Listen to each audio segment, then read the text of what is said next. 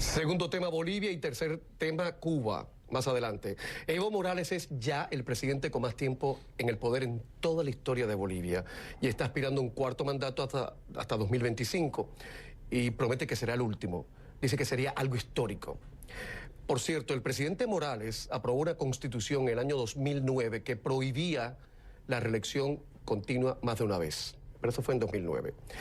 Carlos Sánchez Berzaín, político, politólogo, abogado, exministro, candidato a la presidencia, director del Instituto para la Democracia, es además un enemigo acérrimo, tenaz de Morales y su proyecto político. Bienvenido, señor Berzaín.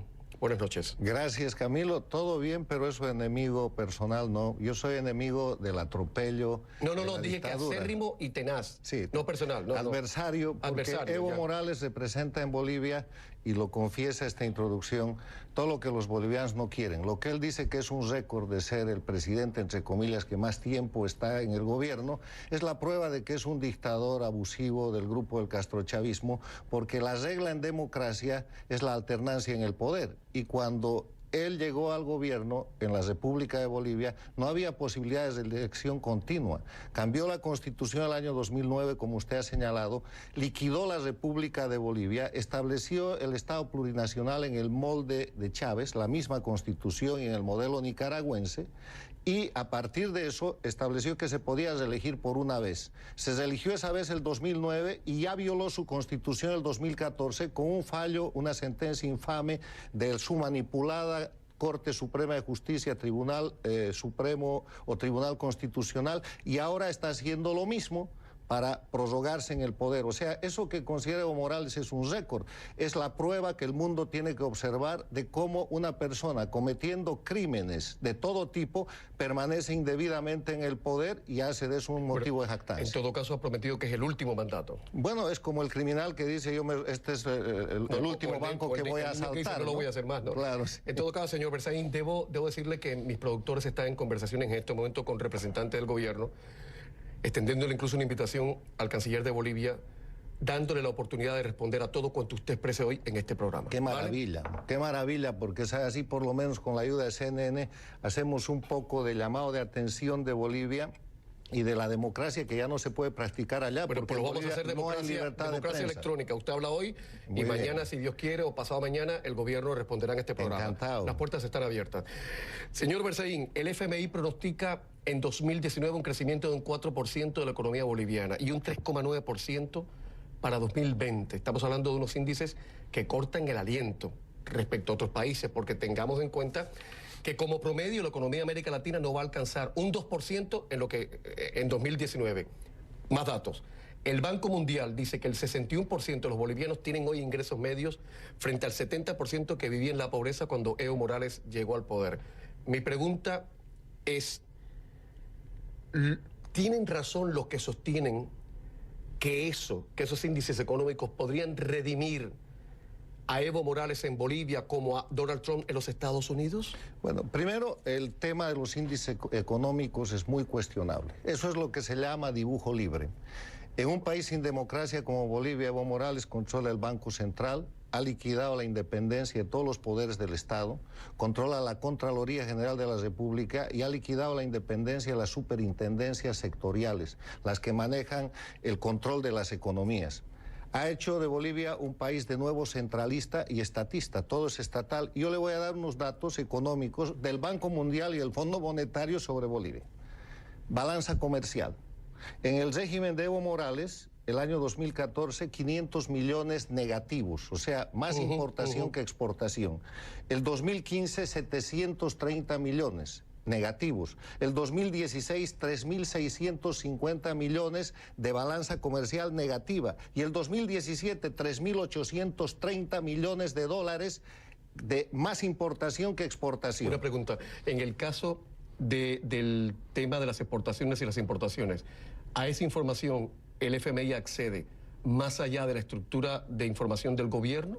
Claro, porque la exportación ya no se puede dibujar y la importación hay terceros estados que se mantienen. Lo que usted me está diciendo es que Los datos que yo he traído del Banco Mundial y del FMI para usted no son solventes. Son datos cuestionables porque están fundados en información de un banco central donde están los empleados de Evo Morales controlando todo el sistema y manteniendo desde hace 4 años un dólar fijo, estable, controlando el precio de las gasolinas. Pero ese dólar es equivalencia artificial. Absolutamente, porque Bolivia mantiene un cambio del dólar desde hace 4 años diciendo que maneja un bolsín que ya no funciona. Pero le voy a dar más datos. Venga. El crecimiento de la economía boliviana se produce por el boom del gas.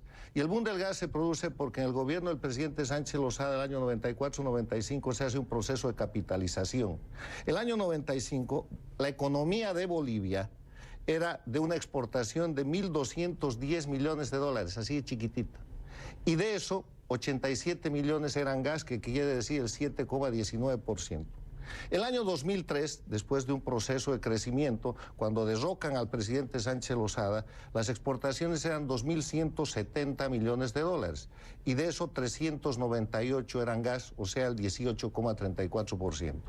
Viene el boom del gas con el desarrollo que se creó, con toda la inversión internacional que se llevó, pero además acompañado de los precios internacionales, el boom de los commodities.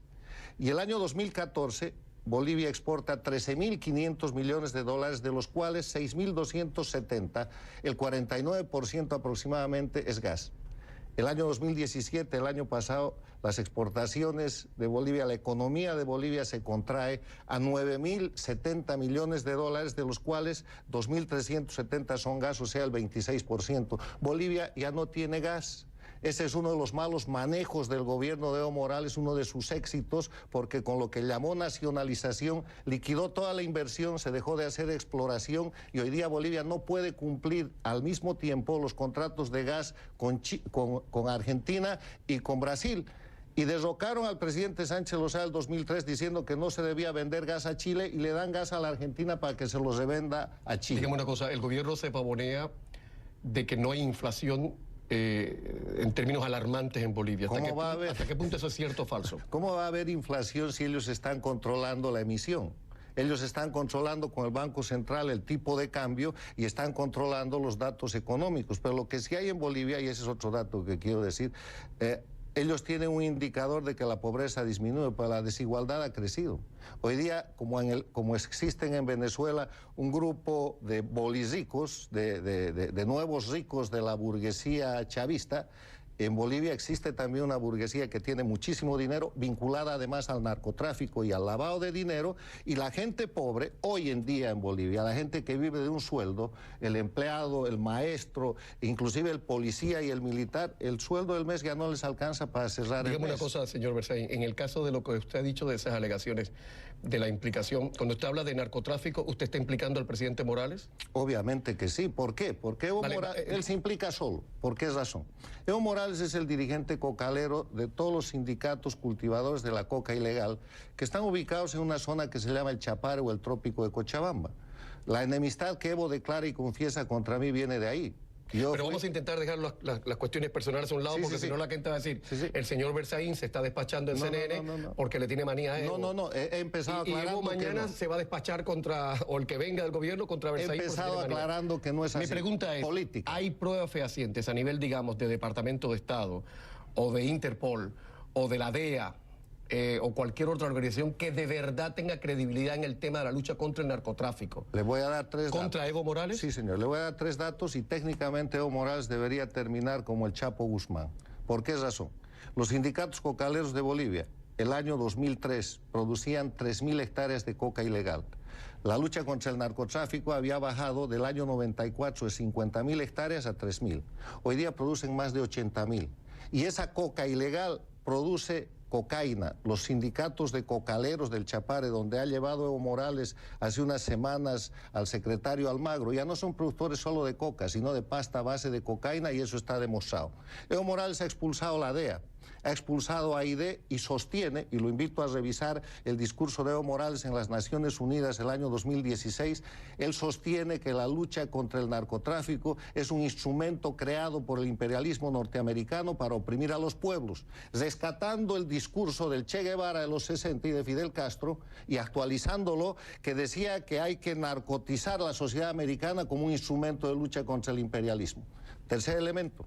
Hay un periodista muy conocido, y es solamente un elemento, que se llama Leonardo Cutiño, que ha escrito un libro que se llama O Espectro, una biografía de Chávez. Y ahí hay todo un capítulo destinado a explicar, por confesión de un militar, piloto de la Fuerza Aérea Boliviana, lo que se llama el puente de la cocaína, entre Bolivia en aviones militares de la Fuerza Aérea Boliviana a los aeropuertos protegidos del dictador Maduro, donde se está mostrando el tráfico y ahí está explícito, y este ciudadano está prófugo por esa zona. Y un pequeño dato más, el jefe antinarcóticos de Evo Morales está hoy día preso en una cárcel federal de los Estados Unidos con una sentencia por ser traficante de drogas. ¿Quiere más? Bueno, yo no, lo que quiero es que el gobierno de Bolivia, cuando comparezca en el programa, digo, si es que deciden comparecer en el programa, que responda sobre todo a esto, porque estas son palabras mayores. Y por eso Bolivia es un narcoestado. Voy a poner publicidad, bueno. Pero quiero que hablemos de Almagro, que le ha echado una mano a Evo Morales, pero no quiero que usted se me enfurezca por eso. No, yo no me enfurezco por nada. Que la vida es muy cortita y la presión no sube y a cierta edad eso no... Yo a veces soy, digamos, un poco enérgico, por enfurecerme nada, eso hace daño a la salud. Es que saben ustedes que Almagro le ha dado la luz verde a este cuarto mandato de Evo Morales, y a la oposición de Bolivia eso le ha caído, como era de esperar, muy, muy mal. Estamos de vuelta enseguida.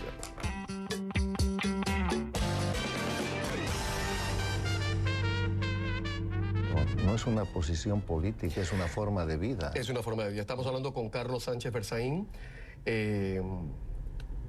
analista político sesudo, adversario tenaz de Evo Morales, no personal, adversario ideológico de Evo Morales, y reitero que estamos con las puertas abiertas para que el gobierno de Evo Morales venga algún representante a este programa a contestar lo que esta noche está diciendo el señor Berzaín. Nos habíamos quedado en el tema de la economía. Yo le traía unos datos a usted que eran del Fondo Monetario Internacional y del Banco Mundial. Usted me ripostaba con otros datos que, según usted, eran más fácil conseguir, porque los datos del fondo y del banco son de ellos mismos. Estarían condicionados por la falta de transparencia de Evo Morales. Mira, el fondo hace pan con la harina y el agua que Evo Morales les da. Y la harina y el agua de Evo Morales viene de su Banco Central, que está totalmente... Pero vamos a hablar ahora de Luis Almagro. Sobre el tema económico, dos datos más. La deuda externa y la deuda interna de Bolivia. Pero antes un poquito de pimienta, para que no se nos duerma el personal. A ver. En América Latina la gente no entendió ese espaldarazo que le dio el señor Almagro, el secretario general de la OEA, a Evo Morales, cuando Almagro ha sido probablemente el secretario general de la OEA más defensor de los temas democráticos en los últimos años, con una actitud francamente militante en contra de la izquierda y de las dictaduras en América Latina. ¿Cómo usted encajó ese respaldo que le dio Almagro a Evo Morales? Para mí personalmente fue un shock, y para todos los bolivianos y para todo el mundo, porque yo quiero decirle dos cosas sobre Almagro. Después de la gestión de 10 años de Insulza, que fue un subordinado a Chávez y al castrismo, y que liquidó el prestigio de la Organización de Estados Americanos, permitiendo el crecimiento de las dictaduras del castrochavismo y permitiendo la organización de regímenes de delincuencia organizada, llegó Almagro, que es un hombre de izquierda. Y él empezó con algo muy importante, que fue el informe en el cual él hablaba de la situación política y democrática de Venezuela, que lo llamamos el primer informe Almagro, el hecho 4, donde reivindica los principios de la Carta de la OEA y de la Carta Democrática Interamericana. Una bomba. Aquí está el informe, es un informe mucho más grueso, pero tengo las primeras páginas. Es de 30 de mayo del año 2016. Y Almagro aquí, en un párrafo que yo quiero leer, dice una cosa vigente, incluso para lo que acaba él de hacer. Este es el Almagro, defensor de la libertad y la democracia, dice: el concepto de democracia debe aparecer como necesario, como imprescindible, como fundamental en la dimensión de las relaciones internacionales del hemisferio. En este sentido, la democracia es imprescindible para la OEA. En la defensa de la democracia debemos evitar dobles estándares y aplicar los mecanismos como la Carta Democrática Interamericana en todos los casos en que se constaten situaciones de deterioro en el respeto de los elementos esenciales de la democracia y de los componentes fundamentales del ejercicio de la democracia. Eso es año 2016. Sí, y sobre eso ha hecho 3 informes más y, entre otras cosas, el Inter-American Institute for Democracy le ha dado el premio como defensor de la libertad y la democracia, el premio Francisco de Miranda.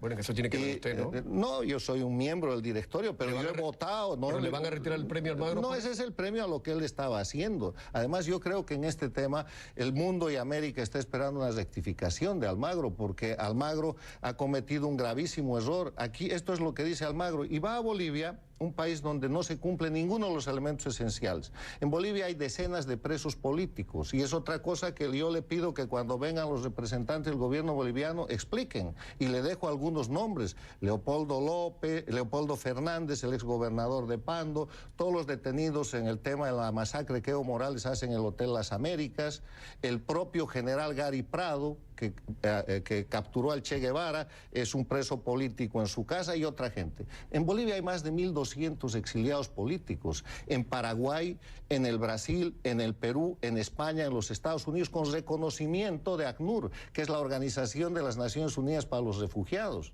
Yo soy un asilado político reconocido por el gobierno americano. Dígame, el tema de la deuda externa, que vamos muy justito de tiempo. ¿A cuánto asciende la deuda externa de Bolivia? Es indeterminada, pero son más de 12.000 millones de dólares, que nunca debió eso Bolivia. O sea, ¿cuánto debe cada boliviano? Sobre las espaldas de cada boliviano, ¿cuántos dólares hay? Hay que dividir eso entre 10 millones de bolivianos que somos, pero no es el dato exacto. ¿Y de 10 millones... ¿cuántos son pobres de solemnidad, paupérrimos? Muchísimos. Yo creo que sí. Ahora, el otro tema es la deuda interna. Evo Morales se ha fagocitado todos los fondos complementarios, los recursos de la jubilación, de los maestros, de los militares y de todo el mundo, y los ha reemplazado por certificados del Banco Central que son papel mojado. O sea, en Bolivia no hay ahorro interno. Señor Berzaín, entonces quedamos en que a lo mejor va y Almagro también quiere responder. Usted me dice que se está moviendo por doble estándar.